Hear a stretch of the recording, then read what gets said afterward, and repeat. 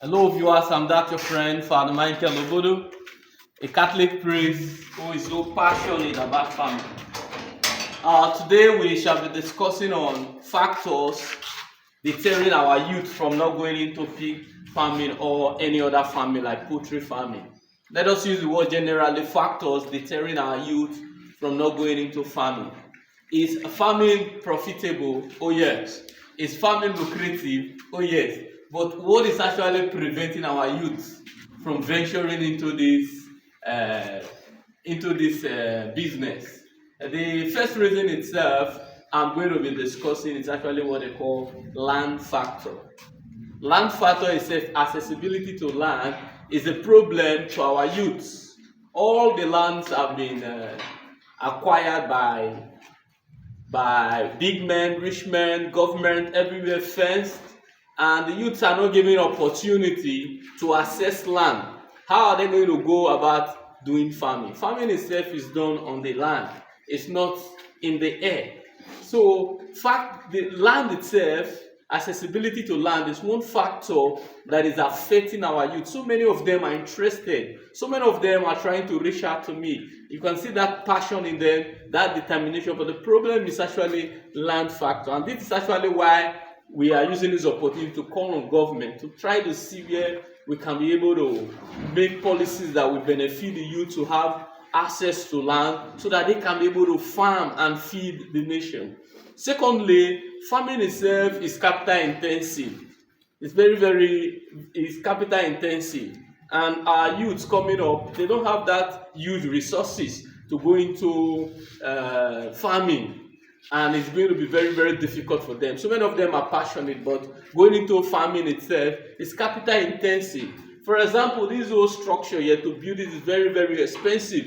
To feed the animals here is also very expensive. So you cannot just imagine a youth who just graduating, coming out from youth service, that they pay them 30,000 naira a whole month, and the whole 12 months about 300 or something to venture into agriculture. Is going to consume that money and nothing will show.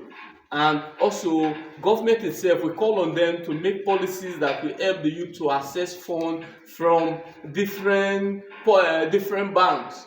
Make grants for them. You go to other Western world, you go to civilized world, you see how government and other private institutions helping farmers to acquire loan grants so that they can be able to farm. And if government can be able to provide funds for our youth, certainly many of them, majority of them, not all of them, but majority of them will venture into this business because so many of them are passionate. And the last of them, and we'll be talking about, there are so many that are actually causing the problem why youths are not going into agriculture, and most especially pig farming or poultry farming, because that is actually my area. The last of them is actually the orientation.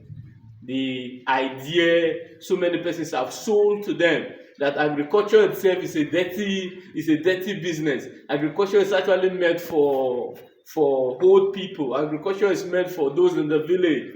That the modern people don't go into agriculture, and even in schools, teachers are not helping to promote agriculture. When you ask a child or ask the children in school what they want to be, they come out with, I want to be a medical doctor, I want to be a lawyer. But you begin to ask the children, what about being a farmer?